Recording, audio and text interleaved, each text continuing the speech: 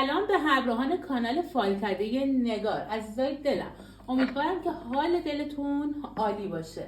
امروز با یک انرژی خانی در خدمتون هستیم. میخوایم ببینیم که آیا عشقتون به شما فکر میکنه، آیا عشقتون به شما علاقه داره. میخوایم ببینیم حس و حال طرف مقابل چطوریه، آیا طرف مقابلتون بهتون حس داره.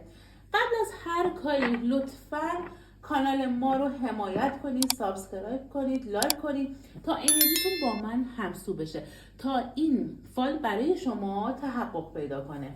عزیزای دلم نیت کنید تا ببینیم که فال به شما چی میگه.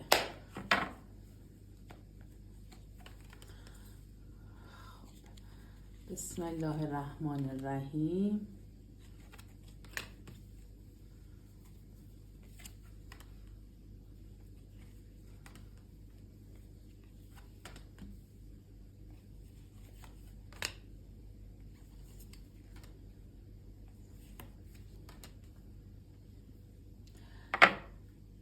چیزی که من برای شما تو فال میبینم که متاسفانه یه رابطه ای رو میبینم که یه جورایی تموم شده، رابطه ای که کات شده.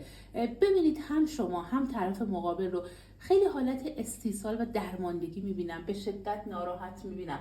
ببینید این رابطه ای میبینم که خیلی چالش داشته، قهرآشتی زیاد داشته، رابطه ای که یه جورایی تنش زیاد داشته. من فاصله احساسی برای شما تو این رابطه میبینم و میبینم که حالا متاسفانه این رابطه کات شده و انگار خیلی یهویی این اتفاق افتاده، خیلی یهویی این رابطه تموم شده و یک شب برج آرزوهای شما انگار فرو ریخته و به شدت هم شما هم طرف مقابل رو ناراحت و غمگین میبینم. ببینید عزیزم، من الان دارم پایان این رابطه رو میبینم با هم کات کردیم، تموم کردیم. حالا چیزایی که میبینم، مسائل مالی هم تو این رابطه نقش داشته و یه جورایی یه سری مشکلات مالی هم بودن که باعث ناراحتی تو این رابطه شده، باعث تنش تو این رابطه شده. شما دوست داشتید که این رابطه به ازدواج ختم بشه، ولی یه سری مشکلات پیش اومده که باعث تنش تو این رابطه شده. ببینید مسائل مالی تو این رابطه به مرور زمان حل میشه. من حل شدن مسائل مالی رو براتون میبینم. ببینید کیس احساسیتون واقعا دوستتون داره. من میبینم که حالا اون اوایل یه جورایی عشق شما دو طرفه بوده، هر دو همدیگر رو دوست داشتید، یه رابطه ای که دو طرفه بوده و به یک اندازه همدیگر رو دوست داشتید، ولی خب خیلی یهویی سرد شدید، خیلی یهویی این رابطه تموم شده. ببینید چیزی که فال داره به من نشون میده این که حالا کیس احساسیتون یک سری رفتارهای بچگونه داره، یک سری لجبازی ها داره و میخواد انگار هر حرف خودش باشه و انگار حالا یه جورایی سری لجبازی اینجوری وانمود میکرده که حتی من تعهد احساسی نسبت به شما ندارم و این خیلی اعصاب شما رو به هم میریخته و بعضی وقتا حتی به شک میکردید، بدبین میشدید که آیا داره پنهونکاری میکنه، آیا نفر سومی در میونه و میدونید با رفتارای خودش یه جورایی ذهن شما رو به هم میریخته و شما رو انگار تو این رابطه خیلی به چالش میکشونده. ببین عزیزم، چیزی که حالا من دارم میبینم این رابطه واقعا درست میشه، حتی ارزش درست شدن رو هم داره، ولی فال میگه شما هر دو طرف باید روی یه سری اخلاقیات خودتون کار کنید. من میبینم توی این رابطه گشایش برای شما افتاده و اینکه یک شخصی بهتون کمک میکنه و باعث میشه این رابطه دوباره از اول شروع بشه. ببینید سمت کیس احساسیتون من خانومی میبینم که این خانوم به شدت انرژی منفی بالایی داره. حالا میتونه خواهر این کیس احساسیتون باشه، مادرش باشه، دوستش باشه یا حتی همکارش باشه، ولی این زن به شدت انرژی منفی بالایی داره و میبینم که کیس احساسیتون خیلی تحت تاثیر این خانوم قرار میگیره. یه جورایی هرچی که اون خانم میگه این آقا به شدت تحت تاثیر قرار میگیره و خب انجام میده. این رابطه درست میشه، این رابطه اصلا پتانسیل درست شدن رو داره، این رابطه ارزش درست شدن رو داره. من حتی میبینم که این رابطه در آینده حتی به جاهای بهتری میرسه، یه جورایی میتونه رابطه پایداری باشه، ولی به شرطی که رو اخلاقای خودتون کار کنید. من تغییر و تحول براتون میبینم تو این رابطه. من یک سری تغییر و تحول میبینم، یک سری تغییر و تحولات مثبت براتون میبینم، موفقیت براتون میبینم. یعنی یه جورایی میبینم که 100% این رابطه موفقیت داره. و اینکه یک پیغام حالا یا تماس از طرف شخص مقابل برای شما میبینم. ببینید چیزی که من دارم میبینم، این طرف به شما برمیگرده. کیس احساسیتون اصلا به وضعیت الان رابطه نگاه نکنید. میبینم الان خیلی غمگینید و کلا به شدت ناامیدید و اصلا فکر میکنید محاله دیگه این رابطه دوباره از اول شروع بشه، محاله که شما با هم دوباره شروع داشته باشید. اصلا به وضعیت الان رابطه‌تون نگاه نکنید. این رابطه از اول شروع میشه. ببینید من شمع حاجت روایی برای شما میبینم. اگر نظر و نیازی کردید 100% ادا میشه. ببینید خدا هم حواسش به شما و رابطتون هست. یه جورایی انگار کائنات این ترتیب رو میخوام بدن که شما دوباره از اول با همدیگه این رابطه رو شروع کنید. من بازگشت این رابطه رو میبینم که براتون افتاده.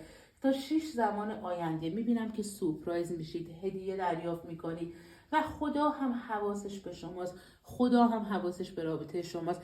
یه جورایی انگار شماها تو تقدیر همدیگه هستید و خواست خدا هم همینه که دوباره شما برگردید، دوباره از اول شروع کنید. ولی خب خیلی الان ناامیدید، به شدت ناامیدید و یه جورایی اصلا من خیلی شما رو تو حالت چه کنم میبینم.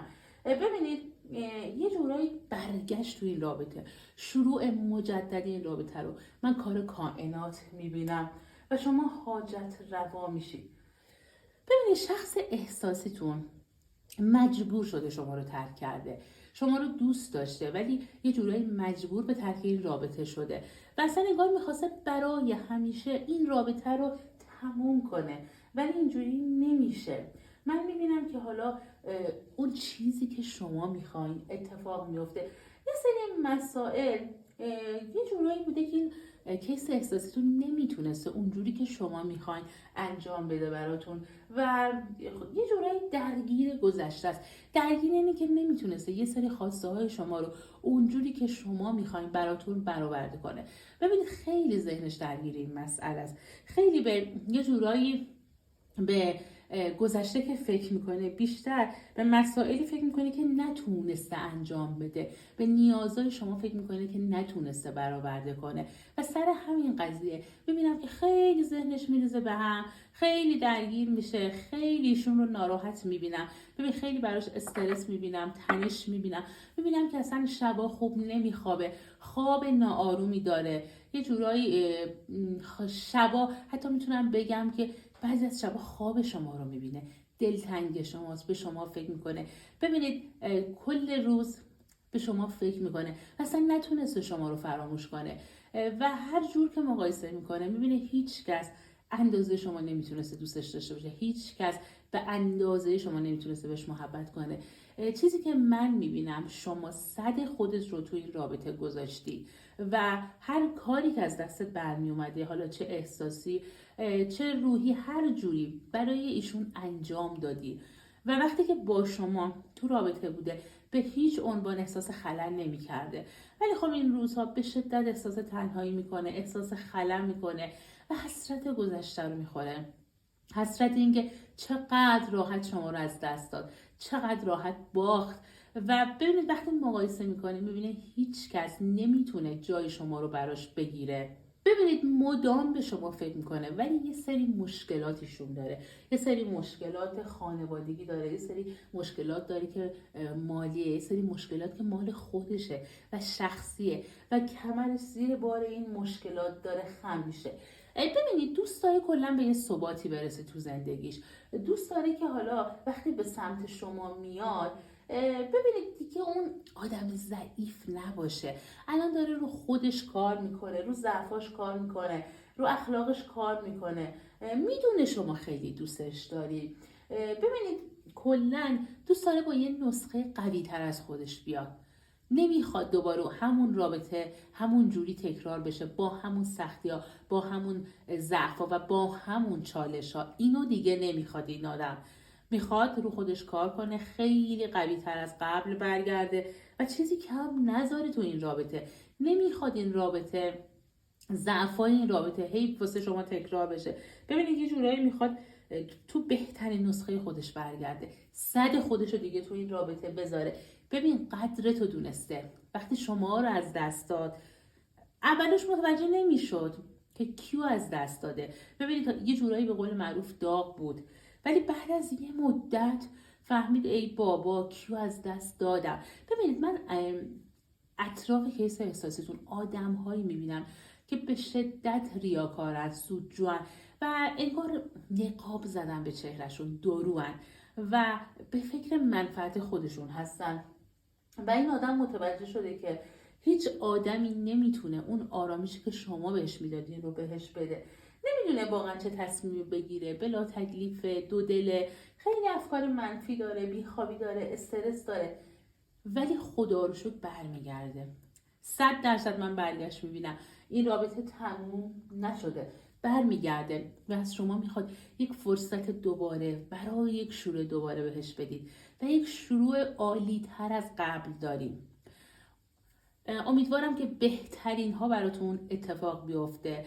امیدوارم که حالا یه جورایی اون چیزی که میخواین دقیقاً همون بشه، به خواسته دلتون برسید. ممنون میشم که از کانال ما حمایت کنید، سابسکرایب کنید، لایک کنید. عزیزای دلم، امیدوارم که از این انرژی خانی لذت برده باشید. عشق منید.